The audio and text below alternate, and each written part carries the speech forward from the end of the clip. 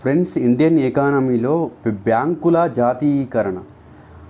భారతదేశ బ్యాంకింగ్ రంగంలో బ్యాంకుల జాతీయీకరణ ప్రధాన ఘట్టం. తొలిసారి 1969 జూలై 19న ప్రభుత్వం 50 కోట్లకు పైగా రిజర్వులు ఉన్న 14 బ్యాంకులను జాతీయం చేసింది. అవి Central Bank of India, Bank of India, Allahabad Bank, Dena Bank, Syndicate Bank, Canara Bank, United Commercial Bank, Punjab National Bank, United Bank of India, Union Bank of India, Indian Overseas Bank, Bank of Maharashtra, Bank of Baroda, Indian bank.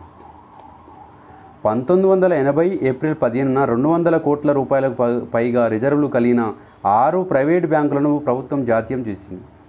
ఒకటి Andhra bank, రెండవది Punjab and Sindh bank, new bank of India, Vijaya bank, Corporation bank, oriental Bank of commerce. ప్రభుత్వ బ్యాంకుల విలీనం. 10 ప్రభుత్వ బ్యాంకులను 4 బ్యాంకులుగా స్థిరీకరించనున్నారు. 2020 April 1 నుంచి అమల్లోకి వచ్చింది. పంజాబ్ నేషనల్ బ్యాంకులోకి Oriental Bank of Commerce, United Bank of India, Union Bank of ఇండియాలోకి Andhra Bank, Corporation Bank, Canara బ్యాంకులోకి సిండికేట్ బ్యాంకు, ఇండియన్ బ్యాంకులోకి అలహాబాద్ బ్యాంకులు విలీనం అయ్యాయి.